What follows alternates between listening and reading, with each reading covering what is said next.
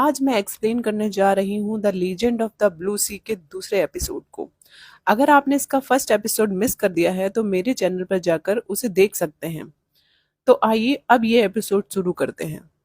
हम देखते हैं कि दामयोंग बच्चों के साथ नाइट में बलून उड़ा रहा है, जो कि लाइट वाले बलून है। तभी एक बलून अपोजिट डायरेक्शन में जाने लगता है। दामयोंग उसका पीछा करता है और बलून एक पत्थर पर जाकर रुक जाता है। दामयोंग बलून के पास जाने लगता है। तभी उसे लगता है कि कोई उसे देख रहा है। तो वो कहता है कि कौन है, मेरे सामने आओ। तो वहां से जलपरी आती है। ये वही जलपरी थी जिसने उसे आजाद किया था और समुद्र में वापस छोड़ दिया था। दामयोंग जलपरी से कहता है कि मुझसे तुम डरो नहीं, बाहर आओ, मैं तुम्हें कुछ नहीं करूंगा। तब जलपरी उससे कहती है, डरे हुए तो तुम लग रहे हो। जलपरी की आवाज सुनकर वो चौंक जाता है, क्योंकि उसे लगा था कि जलपरी बोल नहीं सकती, लेकिन ये तो बोल रही है। वो कहता है, तुम बोल सकती हो? जलपरी कहती है कि ऐसा कोई काम नहीं जो हम जलपरियां नहीं कर सकती। दामयोंग उससे पूछता है कि तुम उस दिन क्यों नहीं बोली थी? जलपरी कहती है कि मैं बोली थी, लेकिन तुमने सुना नहीं। जलपरी बताती है कि हम जलपरियां ऐसी शक्ति के साथ पैदा होती हैं कि हम दूसरों का दिमाग पढ़ सकती हैं। और उस दिन मैंने तुम्हारा दिमाग पढ़ लिया था। तभी मुझे पता था कि उन सब लोगों में से सिर्फ तुम मुझे बचा सकते हो। इसलिए जब पहली बार तुमने मुझे देखा था, तब मैंने तुमसे कहा था मुझे बचा लो, लेकिन तुमने सुना नहीं। अब हमें दिखाते हैं कि दूसरी तरफ वो बुढ़ा आदमी सरदार को बता रहा है कि जलपरी और इंसान का ये रिश्ता जो जुड़ा है ये कभी नहीं टूटेगा, और जो नया सरदार है वो जलपरी से मिलता रहेगा। अब पुराने सरदार को लगता है कि अगर मैं नए सरदार का पीछा करूं तो मैं जलपरी को कभी ना कभी पकड़ जरूर लूंगा। इधर दामयोंग जलपरी से पूछता है कि क्या इंसान भी जलपरी का दिमाग पढ़ सकते हैं? तो जलपरी उसे एक कहानी बताती है कि बहुत सालों पहले एक इंसान को जलपरी से प्यार हुआ था और वो इंसान उस जलपरी का दिमाग पढ़ सकता था। तब दामयोंग पूछता है कि आगे क्या हुआ उन दोनों का। वो कुछ बताती उससे पहले ही वहां पे कुछ लोग आ जाते हैं। दामयोंग पूछता है कि हम दोबारा कब मिलेंगे? जलपरी कहती है, जब ऐसे लाइट बलून्स आसमान में आएंगे और समुद्र के ऊपर मुझे दिखाई देंगे तो मैं समझ जाऊंगी कि हम दोनों को मिलना है। ये कहकर वह चली जाती है। फिर आगे दिखाया जाता है कि एक रात जलपरी को समुद्र के ऊपर रोशनी दिखाई देती है। वो उस समुद्र के ऊपर आ जाती है और वो देखती है कि आसमान में बहुत सारे लाइट बलून्स जगमगा रहे हैं और एक नाव में दामयोंग उसकी तरफ आते हुए दिखाया जाता है। अब सीन शिफ्ट होता है प्रेजेंट टाइम में, जब जॉन जी मॉल में वापस आता है और जलपरी से बाय कहता है और बोलता है कि किसी का बाय किए बिना जाना मुझे पसंद नहीं, मैं सिर्फ तुमसे यहाँ बाय बोलने आया हूँ। तब जलपरी को सर्दी लग रही होती है। तब भी जॉन जी वहां से बाय बोलकर अपनी कार में बैठ जाता है। पर हमें दिखाया जाता है कि बगल वाली सीट पर जलपरी जॉन जी की जैकेट पहनकर बैठी है।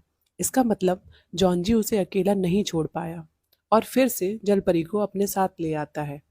अब वो कॉफी लेकर जलपरी को देता है और उससे उसके घर के बारे में पूछता है। जलपरी कोई जवाब नहीं देती, बस कॉफी पीती रहती है। जॉन जी जलपरी को अपने साथ होटल में ले जाता है और अपने रूम में जाकर की कार्ड को डालकर रूम की सारी लाइट्स ऑन करता है। जलपरी ये देख रही होती है और ये उसे बहुत अजीब लगता है। फिर जॉन जी जलपरी को एक शर्ट देता है और खुद नहाने चला जाता है। जलपरी होटल की कार्ड से खेलने लगती है और बार बार कार्ड अंदर बाहर करके रूम की लाइट्स को ऑन ऑफ करने लगती है, जिसकी वजह से बाथरूम में भी लाइट आ जा रही होती है और जॉन जी परेशान हो जाता है। वो बाहर आता है और देखता है कि जलपरी कार्ड के साथ खेल रही है और वो जलपरी से कार्ड छीनने की कोशिश करता है। इस वजह से वो लोग काफी नजदीक आ जाते हैं। जलपरी शर्मा जाती है। जॉन जी को लगता है कि कहीं कुछ गलत तो नहीं सोच रही है, तो वो उससे मना करता है कि अगर दिमाग में ऐसा कुछ ख्याल आ रहा है तो उसे जाने दो। तुम अकेली थी, इसलिए मैं तुम्हें यहाँ ले आया हूँ, बस और कुछ नहीं। क्योंकि तुम बोलती कुछ हो नहीं और तुम्हारा एक स्क्रू भी मुझे ढीला लगता है और मैं तुम में बिल्कुल भी इंटरेस्टेड नहीं हूँ। जलपरी उसे बस देखे जा रही थी। जॉन जी शर्माकर बाथरूम में वापस चला जाता है और कहता है कि इस लड़की के इरादे मुझे ठीक नहीं लग रहे हैं और खुद को मिरर में देखकर मुस्कुराने लगता है। बोलता है, मैं हूं ही इतना हैंडसम, भगवान तुमने मुझे इतना हैंडसम क्यों बनाया। आगे दिखाया जाता है जॉन जी के फोन पर किसी का फोन आता है और जलपरी ये देखकर घबरा जाती है और उसे बहुत ही अजीब तरीके से देखती है। उसने फोन को पहली बार देखा हुआ था। हमें दिखाया जाता है कि कोई लड़की जॉन जी को फोन कर रही है और उसकी भाभी उसके पास आती है और पूछती है, क्या तुम उसी लड़की को फोन कर रही हो जो तुम्हारे साथ इंस्टीट्यूट में पढ़ता था और तुम्हें इग्नोर करता था। ये सुनकर लड़की को बहुत बुरा लगता है और गुस्से में वो घर से चली जाती है। उस लड़की के जाने के बाद उनके घर की मेड भाभी से पूछती है कि इसने भी कर्ट से ही ग्रेजुएशन की है ना, मेरा बेटा भी वहीं पढ़ता था जब वो 10 साल का था। तब उसकी भाभी उस मेड से बातें करने लगती है। कुछ देर बाद मेड वहां से चली जाती है। तभी भाभी को किसी का फोन आता है और उसे पता चलता है कि बिजनेस वुमेन के साथ स्कैम हो गया है। आगे दिखाया जाता है कि वो बिजनेस वुमेन बहुत ज्यादा परेशान होती है और अपने एम्प्लॉयज को सुना रही होती है क्योंकि उसके बेटे का केस भी न्यूज चैनल में आ चुका है और अब सब जगह उसकी इंसल्ट हो रही है। वो अपने एम्प्लॉयज से कहती है कि मुझे वो लोग चाहिए जिन्होंने मेरे साथ स्कैम किया है, खास करके वो जो उस दिन वकील बनकर बैठा था, चाहे उसे जिंदा पकड़ो या फिर मुर्दा। अब सीन शिफ्ट होता है होटल में जहां पर जॉन जी लैपटॉप पर मूवी देख रहा होता है। तभी जलपरी उसे देखती है और लैपटॉप छीन लेती है, जिससे वह बहुत ही नायाब चीज लगती है और लैपटॉप में जो चल रहा होता है उसे वो बाहर निकालने की कोशिश करती है। जॉन जी परेशान होकर उसे लैपटॉप दे देता है और कहता है, लो तुम ही रखो और तुम ही देखो, और सोने चला जाता है। जलपरी पूरी रात लैपटॉप में कुछ न कुछ देखती रहती है। सुबह जब जॉनजी उठता है तो देखता है जलपरी अभी भी लैपटॉप में ही लगी हुई है। तो वो उससे कहता है किसी चीज के लिए इतना भी पागल नहीं होना चाहिए और लैपटॉप छीनने की कोशिश करता है, पर जलपरी उसे अभी भी लैपटॉप नहीं देती। तभी जॉनजी के दोस्त का फोन आता है। वो बताता है कि जिसके साथ हमने फ्रॉड किया था उसे तुम्हारा पता चल गया है क्योंकि तुमने अपने फोन को ऑन रखा था और उन्होंने तुम्हारी लोकेशन निकाल ली है। वो तुम्हें पकड़ने आ रहे हैं, इसलिए जल्दी से वहां से भाग जाओ। अब जॉन जी अपना सामान पैक करता है और वहां से भागने लगता है और जलपरी से कहता है कि अब हमें अलग होना पड़ेगा। अब तुम अपने रास्ते जाओ और मैं अपने रास्ते जाता हूँ। यह बोलकर वो बाहर निकलता है, लेकिन तभी अंदर आकर गेट बंद कर लेता है। जो लोग उसका पीछा कर रहे हैं वो होटल में आ चुके हैं। तभी वो एक नकली बॉम्ब लगाकर पीछे के रास्ते से भाग जाता है। जब गुंडे कमरे में आते हैं तो टाइम बॉम्ब को देखकर डर जाते हैं। फिर थोड़ी देर में उन सबको पता चल जाता है कि ये बॉम्ब नकली है। अब वे पीछे की दरवाजे की तरफ जाते हैं और देखते हैं कि जॉन जी भाग गया। वह गुंडे जॉन जी का पीछा करते हैं।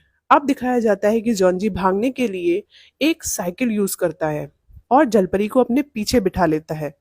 अब जलपरी को बहुत ही अच्छा फील होने लगता है। वो इस मूवमेंट को एंजॉय कर रही होती है। गुंडे उन दोनों को रोकने के लिए कोशिश करते हैं, लेकिन जलपरी नहीं चाहती कि उन्हें कोई डिस्टर्ब करे, इसलिए वो उन सब गुंडों को मारने लगती है।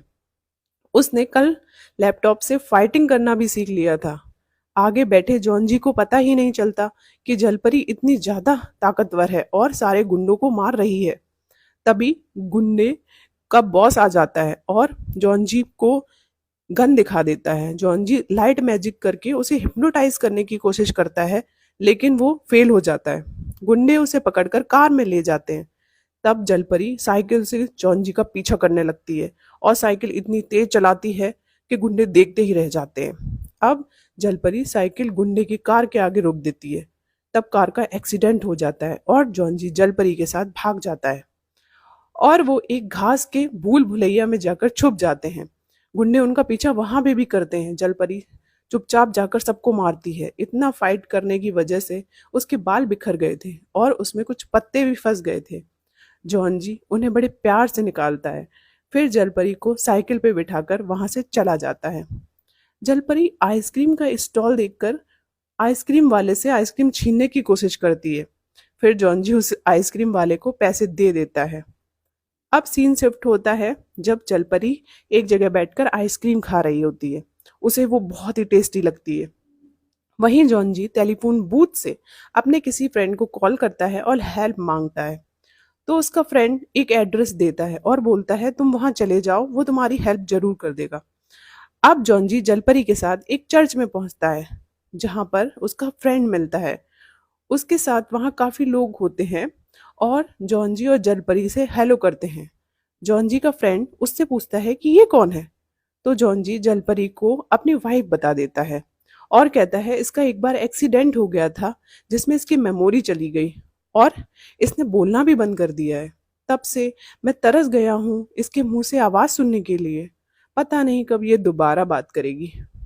और वो ये कह ही रहा होता है कि अचानक से जलपरी सबको हेलो बोलती है और कहती है आप लोग कैसे हैं।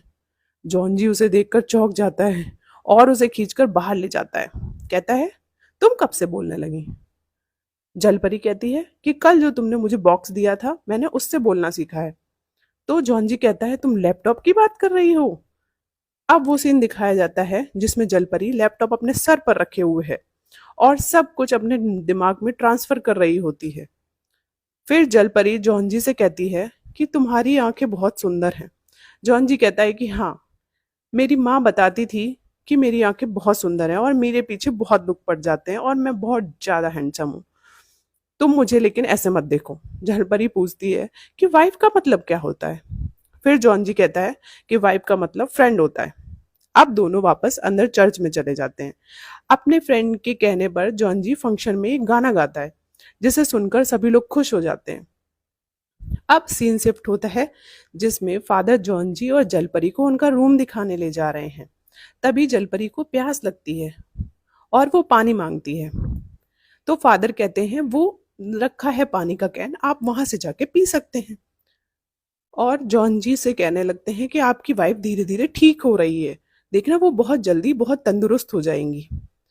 तभी दिखाया जाता है कि जलपरी पूरा का पूरा कैन उठाकर पानी पीने लगती है और उसे देखकर जॉन जी कहता है लगता है मेरी वाइफ कुछ ज्यादा ही ठीक हो गई है और उसमें बहुत ज्यादा पावर आ गई है।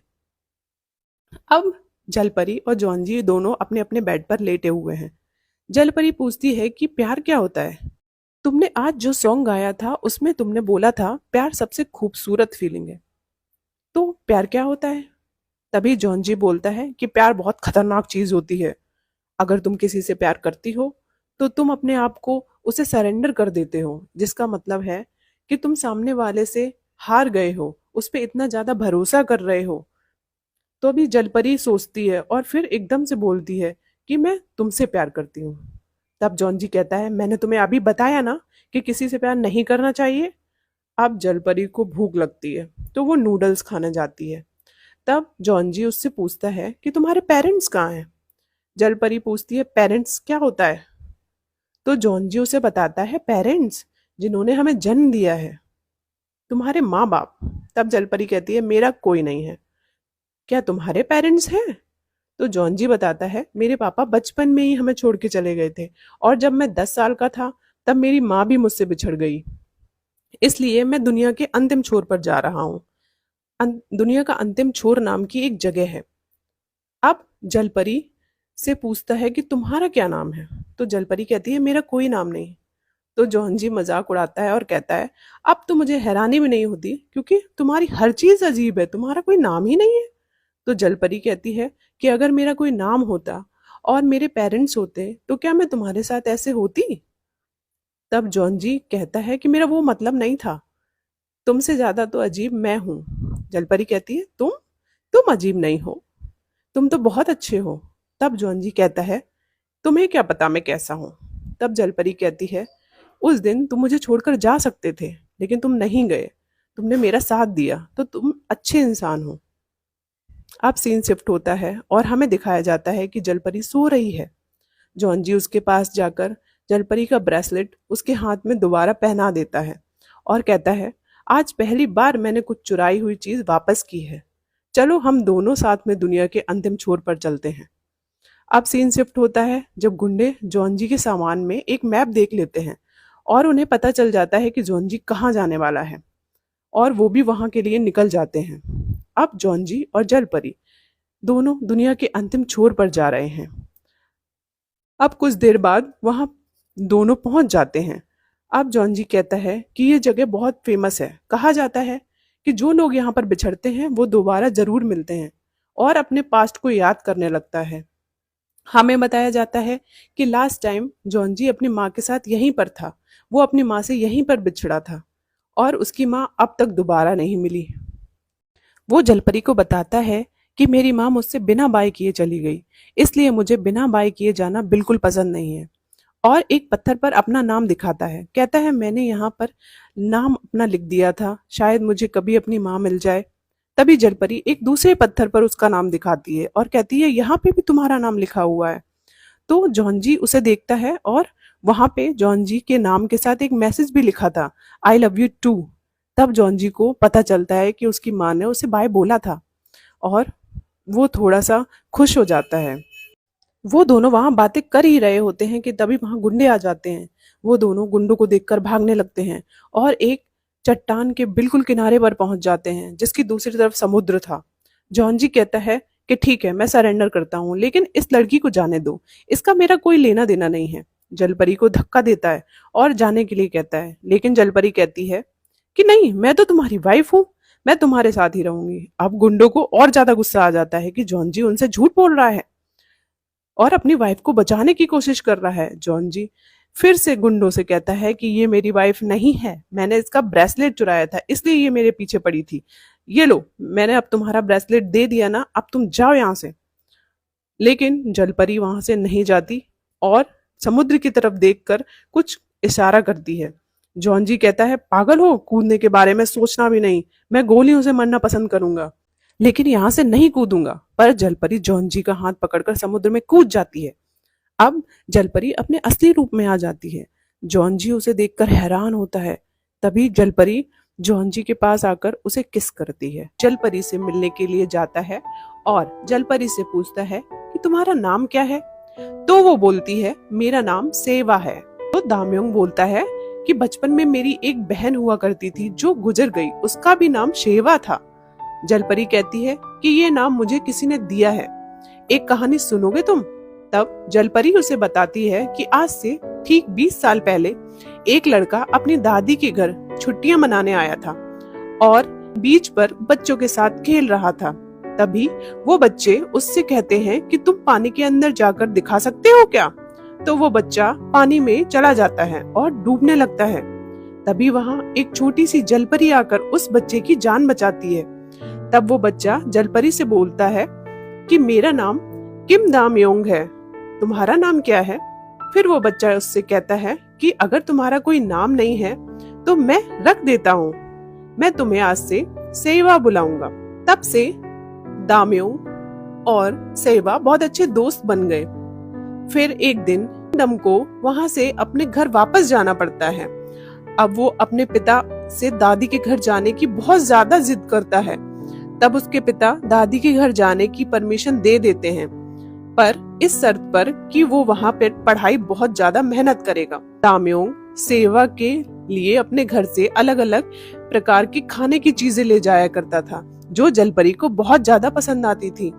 अब एक दिन दाम्योंग कहता है कि कुछ दिनों में मेरी शादी होने वाली है। तब सेवा उससे पूछती है कि शादी क्या होता है।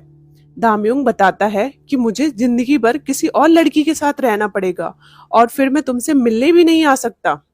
ये सुनकर जलपरी बहुत दुखी हो जाती है। तब दाम्योंग उससे पूछता है कि क्या तुम जमीन पर नहीं रह सकती। जलपरी बताती है कि जब मैं बड़ी हो जाऊंगी तब ही मैं जमीन पर रह सकती हूँ। दिखाया जाता है कि दोनों बहुत दुखी हैं और जलपरी रो रही है। फिर वो वहां से चली जाती है और वहां पर एक मोती गिरा हुआ होता है और हमें ये पता चलता है कि जलपरी के आंसू से मोती बनता है। अब दाम्योंग किसी और से शादी कर लेता है। शादी की पहली रात को ही वो अपनी बीवी को अकेला छोड़कर शेवा से मिलने के लिए चला जाता है। वो शेवा को बहुत बुलाता है लेकिन वो नहीं आती, इसलिए वो जानबूझकर पानी में कूद जाता है और डूबने लगता है। तब जलपरी उसे बचाने आती है और सेवा दाम्योंग को किस करती है। हमें बताया जाता है कि जलपरी चाहे तो अपने किस से याददाश्त को मिटा सकती है। सेवा वही करती है। दामयोंग दूसरे दिन जब उठता है, सेवा को भूल जाता है। ये कहानी सुनकर दामयोंग कहता है कि मेरी वाइफ भी हार्ट की बीमारी की वजह से मर चुकी है और वो मुझसे हमेशा कहती रहती थी कि ये बीमारी उसे इसलिए हुई है क्योंकि मैं उसे शादी की पहली रात को छोड़कर चला गया था, लेकिन मुझे उस रात के बारे में कुछ भी याद नहीं।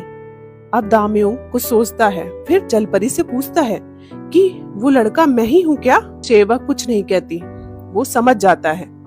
अब सीन शिफ्ट होता है प्रेजेंट टाइम में, जब जलपरी जॉन्जी को बचाने आती है और जॉन्जी देख लेता है कि वो जलपरी है, इसलिए जलपरी उसे किस करती है और उसकी यादों से खुद को मिटा देती है। इसलिए जब वो उठता है तो उसको जलपरी याद नहीं रहती और वो अपने हाथ में जलपरी का ब्रेसलेट देखता है। अब जॉन्जी वापस सियोल चला जाता है और जलपरी समुद्र से उसे देखकर दुखी होती है। सियोल पहुंचकर वो अपने घर जाता है तो वहां देखता है कि नंदू और उसका दूसरा पार्टनर उसके ही घर पर रह रहा है। बिजनेस वूमेन के साथ इन लोगों ने फ्रॉड किया था, उसी से बचने के लिए ये दोनों उसके घर में छुपे हुए थे। अब नंदू जॉन जी को बाहर ले जाकर ब्रेसलेट के बारे में पूछता है तो जॉन जी कहता है तुम्हें कैसे पता ब्रेसलेट के बारे में। तब नंदू कहता है कि तुम्ही ने तो बताया था स्पेन में तुम्हें एक लड़की मिली थी जिसके हाथ में ये ब्रेसलेट था और तुमने चुराया था। उसे बहुत शौक लगता है, उसे कुछ भी याद नहीं था। तभी नमदो से फोटो दिखाता है कि ये देखो, ये तुमने मुझे भेजी थी। जॉन्जी को फिर भी कुछ याद नहीं आता तो वो मना कर देता है, ऐसा कुछ नहीं है। अब सीन शिफ्ट होता है। अब जलपरी याद करती है कि जब वो स्पेन में थी तो जॉन्जी ने उसे अपने साथ सियोल चलने के लिए कहा था और बताया था कि वहां पर एक टावर के पास बहुत ही सुंदर आतिशबाजी होती है। तब जलपरी ने उसे प्रॉमिस किया था कि वो उसके साथ सियोल जरूर चलेगी। अब 3 महीने निकल जाते हैं। नेक्स्ट सीन में दिखाया जाता है कि जॉन्जी को जो लड़की फोन करती थी उसकी भाभी कुछ लोगों के साथ लंच कर रही है। उसमें एक आदमी बहुत बड़ी कंपनी का सीईओ है और हमें ये पता चलता है कि उस आदमी ने अपनी बीवी को घर से निकाल दिया था और फिर उसका बेटा उसे छोड़कर घर से भाग गया। अब सीईओ अपनी दूसरी वाइफ के साथ रहता है। नेक्स्ट सीन में जॉन्जी अपने पार्टनर्स पर गुस्सा करता है कि तुम लोग 3 महीने से यहीं पड़े हो। तो नंदो बोलता है कि वो बिजनेस वुमेन अभी भी हमारे पीछे पड़ी हुई है, तुम्हें तो वो मरा समझती है। फिर जॉन्जी उसे कुछ नहीं कहता और यहाँ जलपरी समुद्र में सबसे पूछ पूछ कर सियोल जा रही थी। एक आइलैंड पर पहुंचकर जलपरी कुछ औरतों से पूछती है कि क्या ये सियोल है, तो वो औरतें मना कर देती हैं। अब जलपरी और ज्यादा परेशान हो जाती है, कहती है मैं इतना तैर कर आ गई हूँ, अब मुझे कितना तैरना पड़ेगा। वो लेडीज भी सियोल जा रही थी, इसलिए जलपरी को भी छोड़ देती हैं। सियोल में जलपरी इतने सारे लोगों को देखकर घबरा जाती है, सोचती है इन सब में मैं जॉन्जी को कैसे ढूंढूंगी। अब सीन शिफ्ट होता है जॉन्जी पर। वो अपनी अलमीरा खोलता है और एक पायलट की ड्रेस निकालता है और अपने दोस्तों के साथ कहीं चला जाता है। इधर जलपरी को बहुत भूख लगी थी तो वो खाना मांगती है, पर उसके पास पैसे नहीं थे, इसलिए कोई उसे खाना नहीं देता। जलपरी देखती है कि कुछ लड़कियां एक लड़की को परेशान करके पैसे छीन रही थी। तभी वो एक छोटी बच्ची के साथ वही करने का ट्राई करती है। तब वो बच्ची उससे कहती है कि तुम्हें शर्म नहीं आती, एक छोटी बच्ची के साथ ऐसा करती हो, और उसे डांटती है। पर वो जलपरी को खाना भी खिलाती है। जलपरी उस बच्ची से दोस्ती कर लेती है। अब बच्ची वहां से चली जाती है और कुछ पैसे जलपरी को दे देती है और कहती है कि अपने लिए एक जॉब ढूंढ लेना। जलपरी और जॉन्जी आसपास होते हैं लेकिन फिर भी मिल नहीं पाते। अब जॉन्जी एक लिफ्ट से ऊपर जा रहा है। उसी लिफ्ट में वो बिजनेस वुमेन भी है जो जॉन्जी को पहले तो नहीं पहचानती, फिर पहचान लेती है और बोलती है कि तुम वही हो ना जिसने मेरे साथ फ्रॉड किया था। तभी जॉन्जी उसके ऊपर मैजिक कर देता है और उसे हिप्नोटाइज कर देता है। अब उस लेडी को ऐसा दिखने लगता है कि उसका बेटा बिल्डिंग से नीचे लटक रहा है और वो उसे बचाने की बहुत कोशिश कर रही है, लेकिन उसका बेटा बिल्डिंग से नीचे गिर जाता है। वो बहुत रोती है। अब जॉन्जी बोलता है ये दर्द हमेशा याद रखना। जिस औरत के बेटे ने तुम्हारे बेटे की वजह से सुसाइड की है, उसे भी ऐसा ही दर्द हो रहा होगा। अब वो बिजनेस वूमेन समझ जाती है कि उसके बेटे की गलती है और जॉन और उसके दोस्तों को माफ कर देती है। नेक्स्ट सीन में दिखाते हैं कि जल परी एक भिखारन से दोस्ती कर लेती है और वो उसे बताती है कि खाना और कपड़े फ्री में कहाँ मिलेंगे। तो जलपरी वहां से एक कोट निकालकर पहन लेती है। वो भिखारन पहले अमीर थी, फिर बैंकरप्ट हो गई थी, इसलिए अब वो सड़क पर थी। जलपरी उसको बताती है कि वो जॉन को ढूंढ रही है, तो वो उसको आइडिया देती है कि अपने बॉयफ्रेंड को उस जगह पर ढूंढो जिसका उसने कभी नाम लिया हो। जलपरी को याद आता है बिल्डिंग 63, जहां पर वो आतिशबाजी देखा करता था। अब दिखाते हैं कि जलपरी के पास कम पैसे थे, लेकिन बस ड्राइवर उसे फिर भी बिल्डिंग 63 छोड़ देता है। वहां पहुंचकर वो एक्वेरियम एरिया में जाती है, जहां बहुत सारी मछलियों को देखकर वो कहती है कि अब मैं भूखी नहीं रहूंगी, अब मैं अपनी भूख को मिटा सकती हूँ। अब जो लड़की जॉन के पीछे पड़ी है वो अपनी मेड से खाना बनवा रही है, क्योंकि आज किसी का बर्थडे है और वो मेड उससे कहती है कि आज मेरे बेटे का भी बर्थडे है। उसे ये समुद्री पौधों का सूप बहुत ही पसंद था। अब वो खाना लेकर जॉन के पास जाती है और मैंने तुम्हारे लिए खाना बनाया है ऐसा कहकर उसे वो खाना देती है। जॉन को सूप पीते ही अपने माँ की याद आती है। दूसरी तरफ वो मेड अपने बेटे की फोटो देखती है और हमें पता चलता है कि जॉन ही उसका बेटा है। जॉन भी उसी एक्वेरियम में जाता है, क्योंकि वो अपनी हर बर्थडे पर अपनी माँ के साथ वहीं जाया करता था। तभी जलपरी जॉन को देख लेती है और उसे बुलाती है, पर वो उसकी तरफ नहीं देखता। वो फिर से कोशिश करती है और इस बार जॉन पलटकर देखता है, पर वो जलपरी को पहचान नहीं पाता और वहां से चला जाता है। जलपरी एक्वेरियम से निकलकर जॉन की तरफ भागती है। तभी मेंटेनेंस वाले जलपरी को पकड़ने की कोशिश करते हैं, लेकिन जलपरी उनसे बचकर भाग जाती है। जॉन का दोस्त उसे स्पेन की फोटो भेजता है जिसमें जलपरी भी थी। जॉन चौंक जाता है और एक्वेरियम की तरफ दोबारा भागता है जलपरी को ढूंढने के लिए। कुछ टाइम में फाइनली दोनों एक दूसरे से मिलते हैं। जलपरी बहुत इमोशनल हो जाती है। जॉन को जलपरी अभी भी याद नहीं आ रही थी। वो उसे सरप्राइजिंगली खड़ा खड़ा देख रहा था। हमें दिखाया जाता है कि जलपरी अपने दोस्तों को बाय बोलकर कहीं जा रही होती है। कुछ लोग आकर दमयंग को बताते हैं कि कल रात को समुद्र के आसपास के कुछ गांवों में लोगों के कपड़े और जूते किसी ने चुरा लिए हैं और उसके बदले में वहां पर एक कीमती मोती छोड़ दिया है। अब सीन शिफ्ट होता है और मुखिया को दिखाया जाता है, जिसे एक आदमी यही आकर बता रहा है। उसकी बीवी बहुत लालची होती है और कहती है काश वो मेरे भी कपड़े चुरा ले और मुझे भी मोती मिल जाए। तब मुखिया कहता है कि हो ना हो ये उसी जलपरी का काम है, मुझे बस एक बार वो जलपरी मिल जाए, मैं तब तक उसके आंसू निकालता रहूंगा जब तक कि वो मर नहीं जाती और तुम्हें मोतियों से नहला दूंगा। इधर जलपरी गांव में आकर सब कुछ बहुत सरप्राइज्ड होकर देख रही थी। एक टमाटर को देखकर वो याद करती है कि बचपन में दमयंग उसके लिए ये लाया करता था। अब मुखिया जलपरी को पकड़ने के लिए एक प्लान बनाता है। वो अपनी वाइफ से कहता है कि तुम गांव में अफवाह फैला दो कि जलपरी की वजह से ही तूफान आया था और वो बहुत अपशकुनी है, उसके होने से खेत खराब हो जाएंगे और जलपरी हमारे बीच इंसान बनकर रह रही है और धीरे धीरे वो पूरे गांव को बर्बाद कर देगी। और उसकी बीवी ऐसा ही करती है।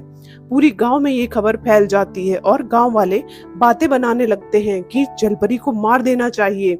अब गांव के लोग मिलकर दमयंग के पास जाते हैं और उससे कहते हैं कि जलपरी को पकड़ो और मार दो, वरना वो हम सबको बर्बाद कर देगी। अब दमयंग जलपरी को ढूंढने के लिए जाता है, तब उसका दोस्त उसे रोकता है। फिर वो अपने दोस्त से ये कहकर जलपरी को ढूंढने चला जाता है कि उसके ही कहने पर जलपरी यहाँ आई है। उसका दोस्त पूछता है क्या मतलब? तो दमयंग कहता है कि मैंने ही उससे कहा था कि हम पहली स्नोफॉल साथ में देखेंगे। और अपने दोस्त के बहुत रोकने के बाद भी दमयंग सेवा को ढूंढने के लिए चला जाता है। नेक्स्ट सीन में मुखिया के भेजे आदमी सेवा को घेर लेते हैं और उसने अपने आदमियों से कहा था कि जल परी के पैरों पर वार करना, क्योंकि वो ही सबसे ज्यादा कमजोर होते हैं। वो लोग भी सेवा को मारने ही वाले होते हैं। तभी दमयोंग वहां पहुंचकर उसे बचा लेता है। अब सीन शिफ्ट होता है प्रेजेंट में, जहां सुन की भाभी जिन अपनी मेड से बहुत सारा खाना बनवा रही है और कैंसियो के घर पे उसे इम्प्रेस करने के लिए भेज देती है। और ये पता चलता है कि जिन सुन और कैंसियो के बेटे का रिश्ता करवाना चाहती है। खाना खाते ही सीईओ को अपनी पहली वाइफ और बेटे याद आ जाते हैं।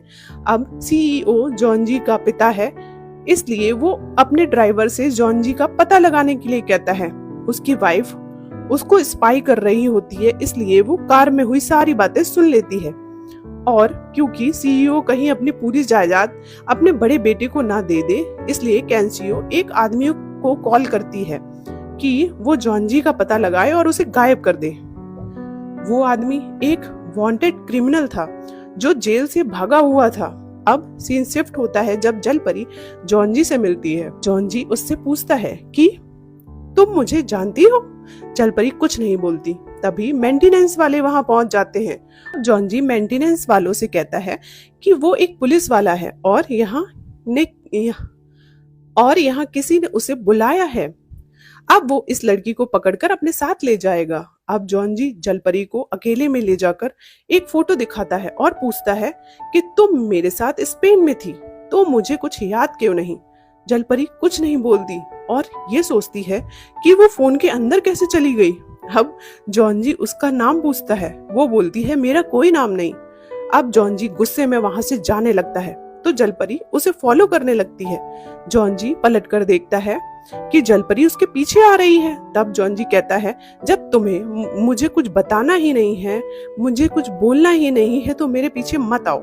और जॉनजी आगे निकल जाता है। जॉनजी को ढूंढते ढूंढते जलपरी को एक फ्रॉड आदमी मिल जाता है और वो उसे बेवकूफ बनाकर अपने साथ ले जाने लगता है। जलपरी भी उसके साथ साथ चलने लगती है। तभी जॉनजी वहां आ जाता है और उसे बचा लेता है।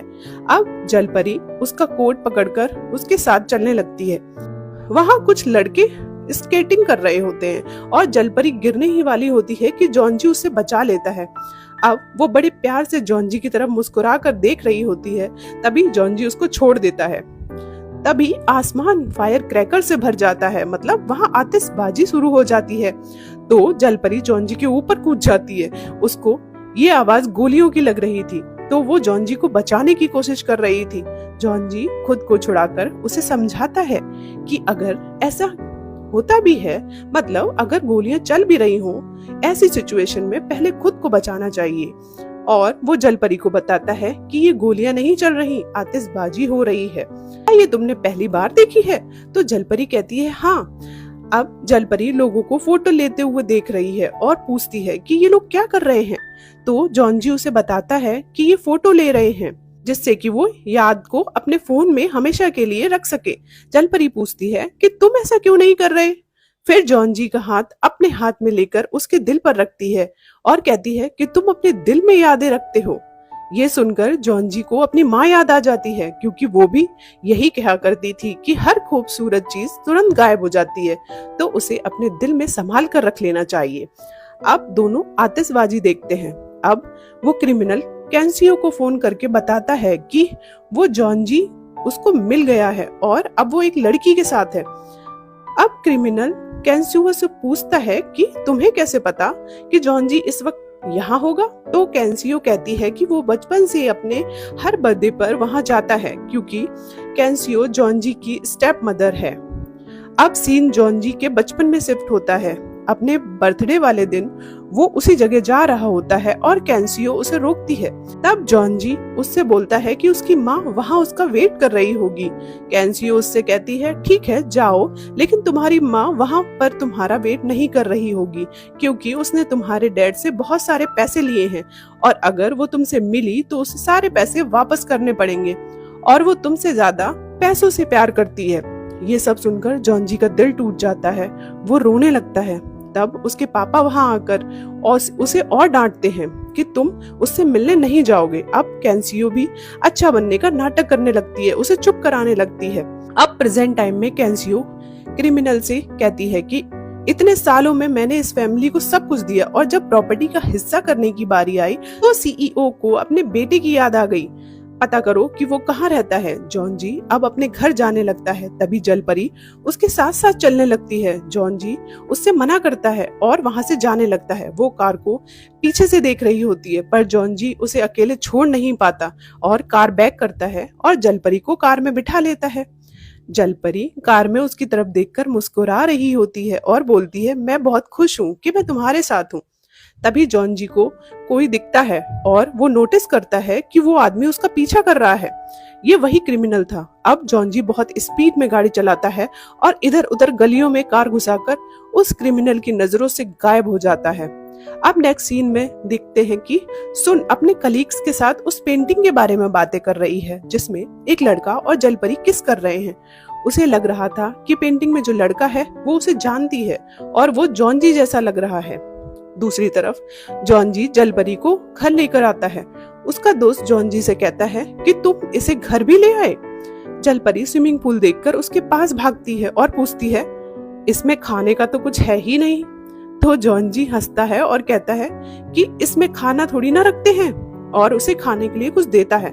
अब सब एक दूसरे का मुंह देख रहे होते हैं। जॉन जी का दोस्त जलपरी से पूछता है कि तुम कहाँ से हो। तो वह कहती है कि मैं बहुत दूर से हूँ। तो जॉन जी का दोस्त कहता है मेरा घर भी बहुत दूर है। अब जॉन जी उस ब्रेसलेट को निकालकर जलपरी से पूछता है कि क्या ये तुम्हारा है। तो वो बोलती है हाँ, पर ये तुम्हें बहुत पसंद था इसलिए मैंने तुम्हें दे दिया। अब नंदू भी जलपरी का नाम जानना चाहता है। तो वो कहता है कि तुम्हारा नाम क्या है, सच में तुम्हारा कोई नाम नहीं। तो वो कहती है नहीं, मेरा कोई नाम नहीं। जॉन जी क्या तुम मेरा नाम रख सकते हो। पहले तो जॉन जी कहता है कि क्या मैं तुम्हें नाम रखने वाली दाइमा लगता हूँ। फिर वो उसका नाम सिम चोंग रख देता है। सब उसके नाम का मजाक उड़ाते हैं पर जलपरी को यह नाम बहुत अच्छा लगता है और वो बहुत खुश हो जाती है, इसलिए सबको जा जाकर अपना नाम बताती है। अब सुन जॉन जी के घर केक लेकर उसके पास आती है और जलपरी को घर में देखकर कहती है कि घर में मेहमान आए हैं क्या। और तभी जलपरी बड़े एटीट्यूड में उठती है और स्टाइल मारते हुए कहती है, हेलो मेरा नाम है सिमचोंग।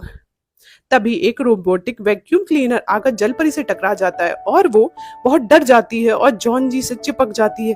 ये सब सुन देख रही होती है और उसे बिल्कुल अच्छा नहीं लगता। खैर अब हम देखते हैं कि सब मिलकर जॉन जी का बर्थडे केक काटने वाले हैं, लेकिन जलपरी को केक खाने की कुछ ज्यादा ही जल्दी होती है और वो बार बार केक पर हाथ लगाने लगती है, लेकिन जॉन जी उसे रोकता है कि पहले मुझे केक काटने तो दो। और जैसे ही केक कट होता है वो अपना हाथ केक पर मारकर एक बहुत बड़ा सा टुकड़ा अपने हाथ में भर लेती है और उसे खाने लगती है। तभी सुन जॉन जी को अपने हाथों से केक खिलाती है। जलपरी उसे देख रही थी और वो सुन की नकल करने लगती है। जॉन जी का हाथ पर सुन का हाथ देखकर जलपरी को बिल्कुल अच्छा नहीं लगता।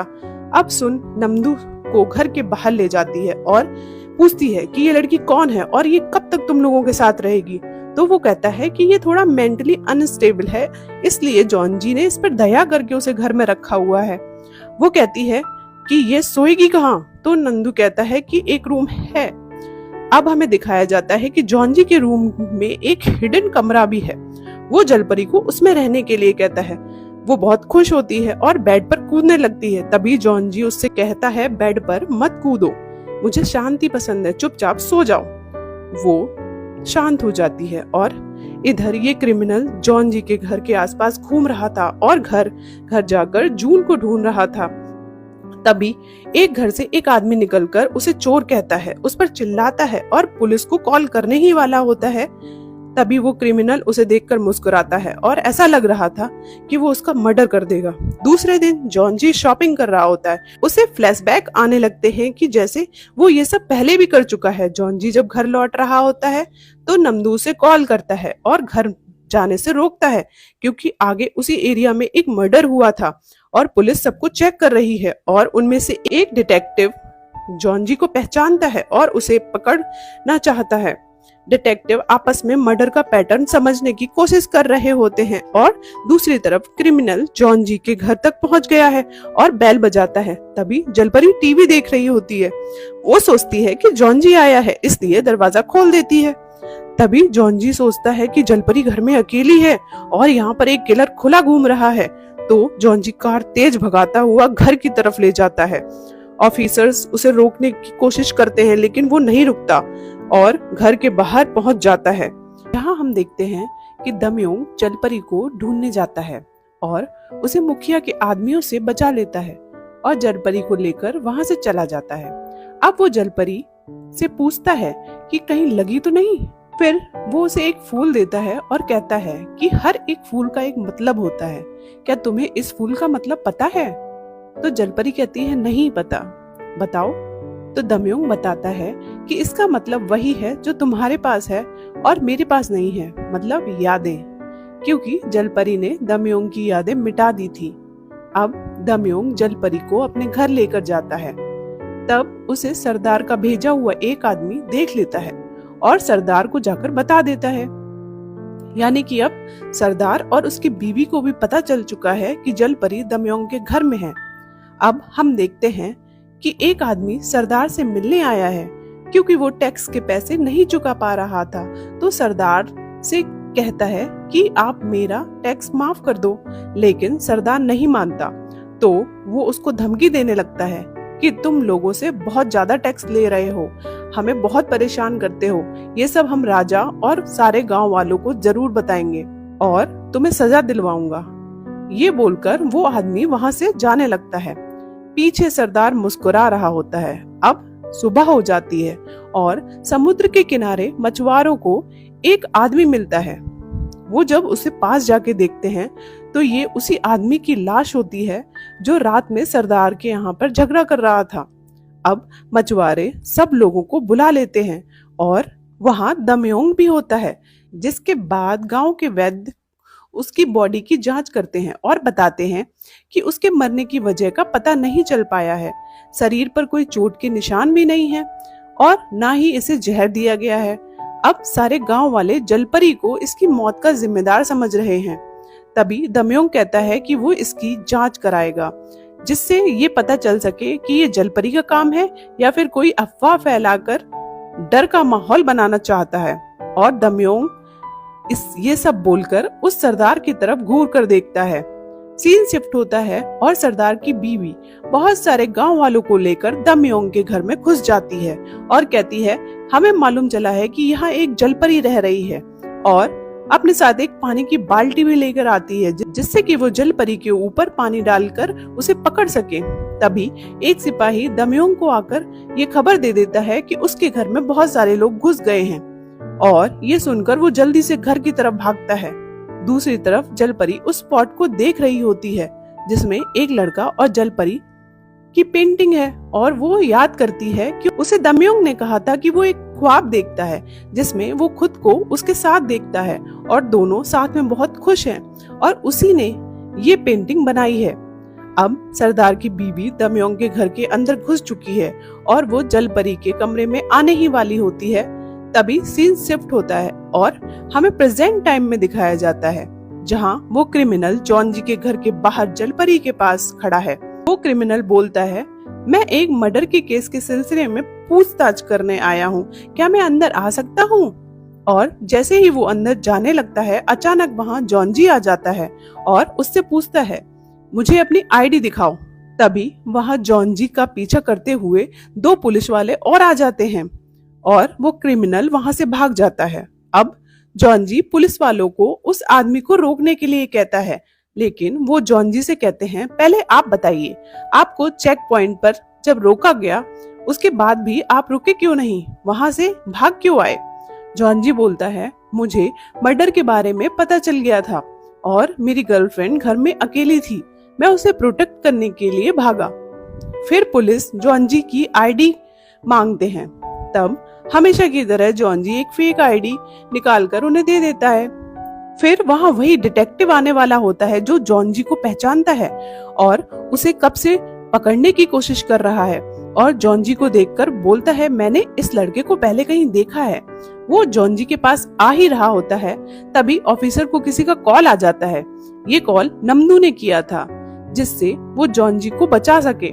पुलिस आईडी से उसका रिकॉर्ड चेक करती है तो उन्हें कुछ गलत नहीं मिलता, इसलिए वो जॉन जी को आईडी देकर वापस चले जाते हैं। अब जॉन जी घर के अंदर जाकर जलपरी पर चिल्लाने लगता है कि तुम ऐसे कैसे किसी के लिए भी दरवाजा खोल सकती हो, तुम्हें नहीं पता इंसान बहुत खतरनाक होते हैं। तो जलपरी कहती है कि शार्क होती तो मैं नहीं खोलती। जॉन जी कहता है इंसान शार्क से भी ज्यादा खतरनाक होते हैं, इसलिए आगे से किसी के लिए भी दरवाजा मत खोलना। अब जलपरी टीवी की तरफ उंगली दिखाकर कहती है कि इस बॉक्स में जो लोग थे वो कहाँ चले गए।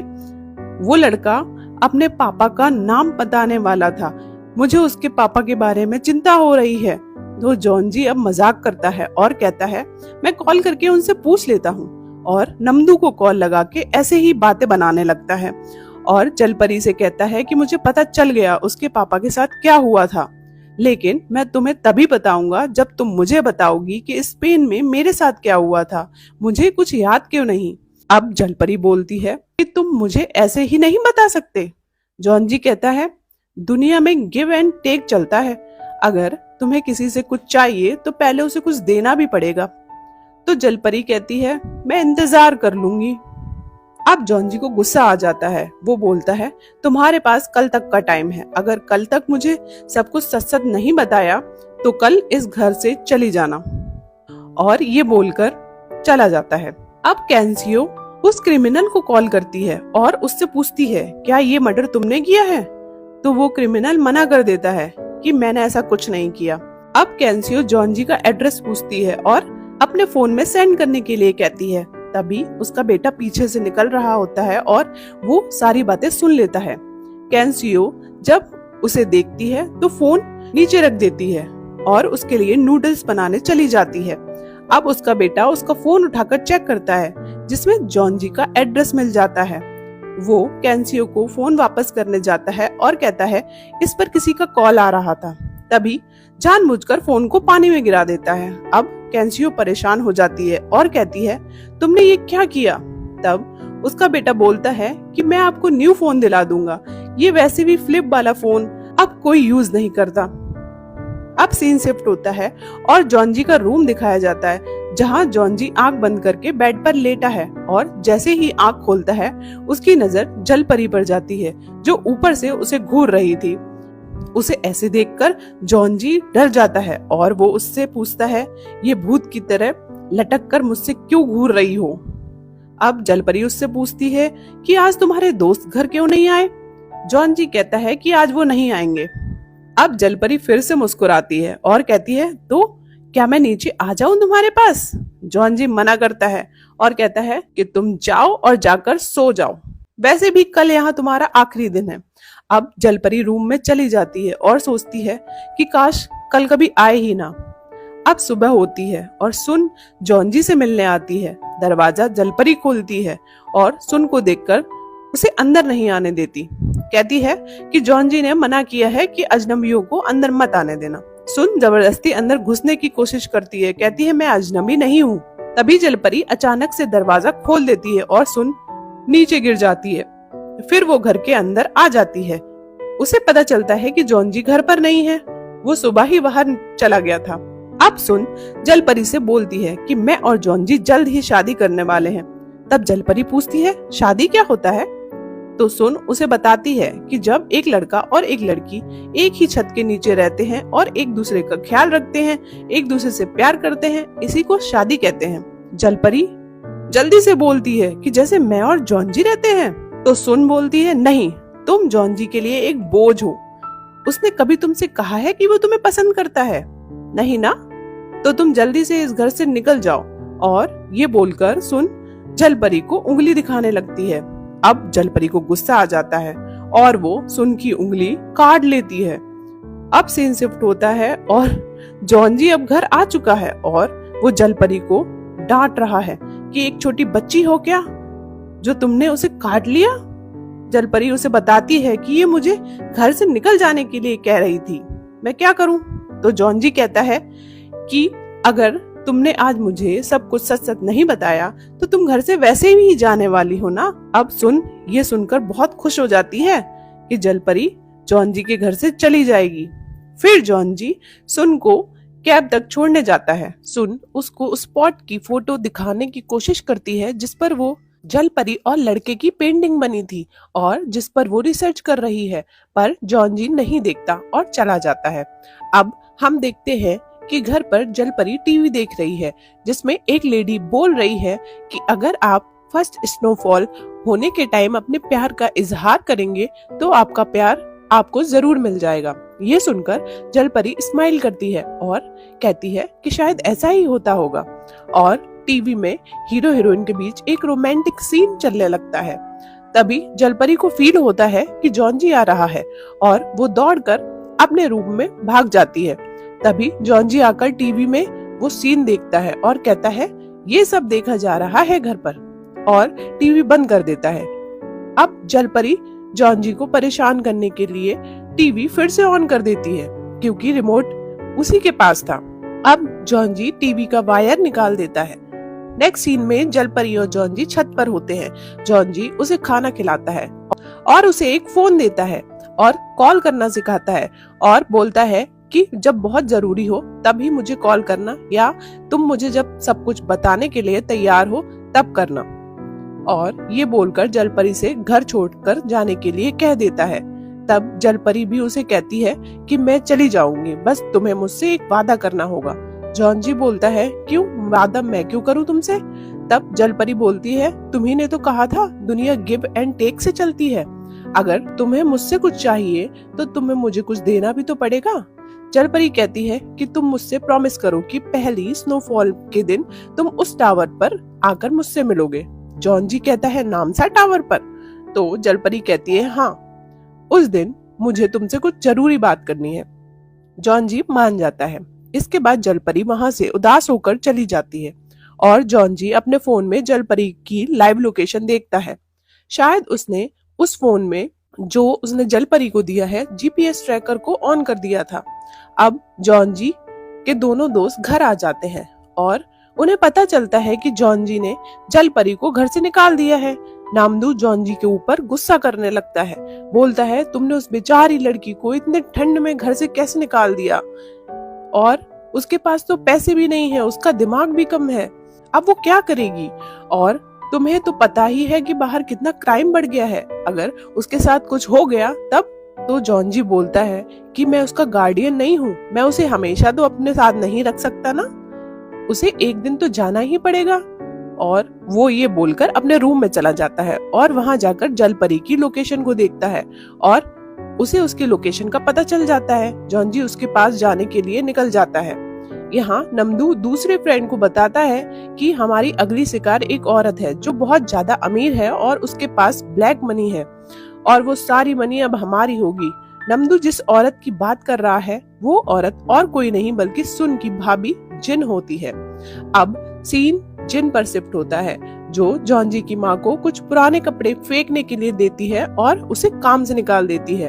अब वो मेड बाहर जाकर बहुत दुखी होने लगती है, क्योंकि अब वो क्या करेगी और कहाँ जाएगी। तभी कैंसियो जिन के घर उससे मिलने आती है और उसका टिफिन वापस करके उसके खाने की बहुत ज्यादा तारीफ करती है और बोलती है कि मेरे पति और बेटे को कहीं का खाना पसंद नहीं आता, लेकिन उन्हें आपका भेजा हुआ खाना बहुत पसंद आया, उन्होंने पूरा फिनिश कर दिया। तब जिन खुश हो जाती है और बोलती है अगर आपको खाना इतना पसंद आया है तो जब भी आपका खाना दोबारा खाने का मन करे तो मुझे बस एक कॉल करके बता देना, मैं खाना लेकर आपके घर आ जाऊंगी। और फिर कैंसियो वहां से चली जाती है। तब तक जॉन जी की माँ पुराने कपड़े सड़क पर रखकर वापस आ जाती है। अब जिन उससे पूछती है कि तुम यहाँ क्या कर रही हो, तो मेड बोलती है मैं अपना सामान लेकर अभी चली जाऊंगी।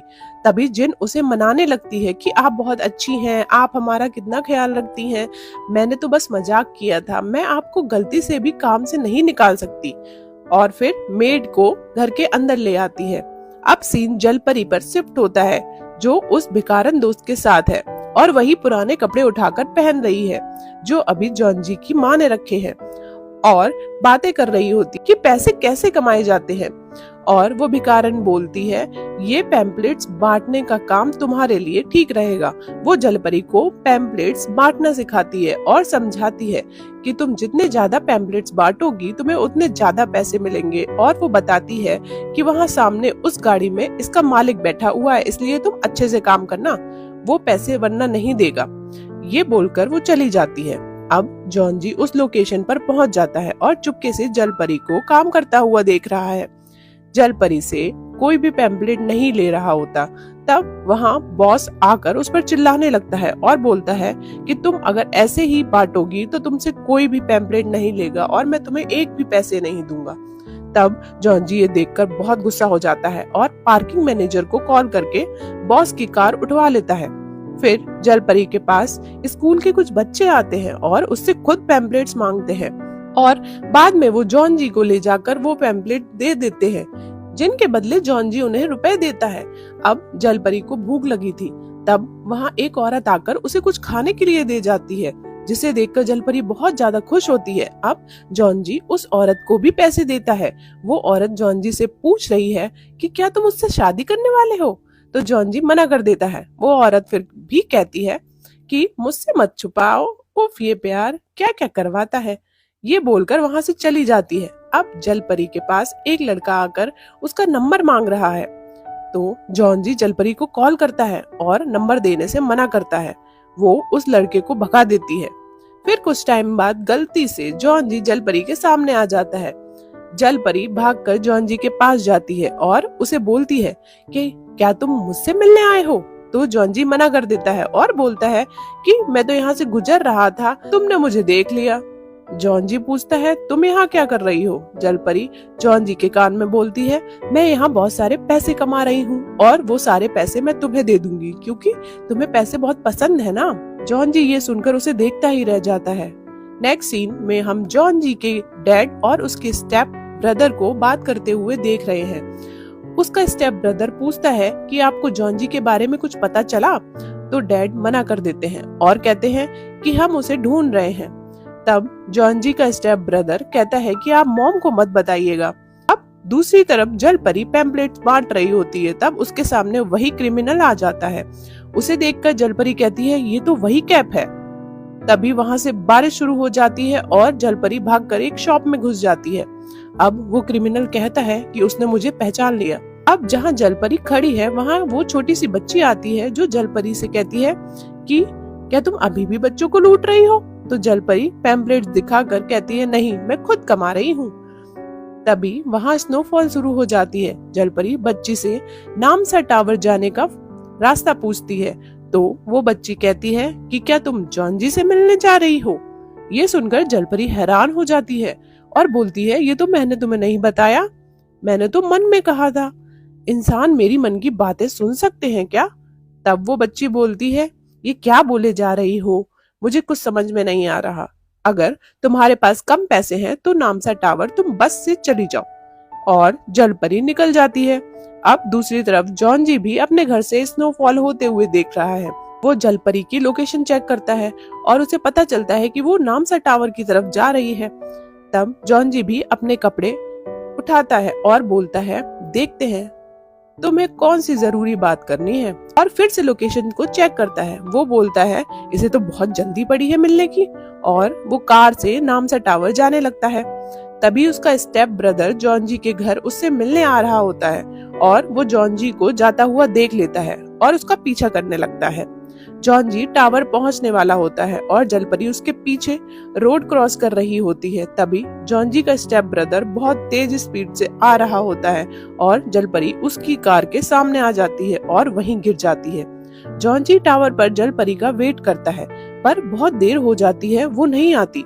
जॉन जी लोकेशन सर्च करता है तो टावर के नीचे की दिखा रहा है, और दूसरी तरफ जल परी की आंखें अब बंद हो रही हैं। उसका एक आंसू दिखाया जाता है और ये एपिसोड यहीं पर खत्म हो जाता है। आपको ये वीडियो कैसा लगा जरूर बताइएगा, और प्लीज लाइक शेयर एंड मेरे चैनल को सब्सक्राइब कीजिएगा। Thank you. मिलते हैं नेक्स्ट वीडियो में नई कहानी के साथ। Good bye and take care.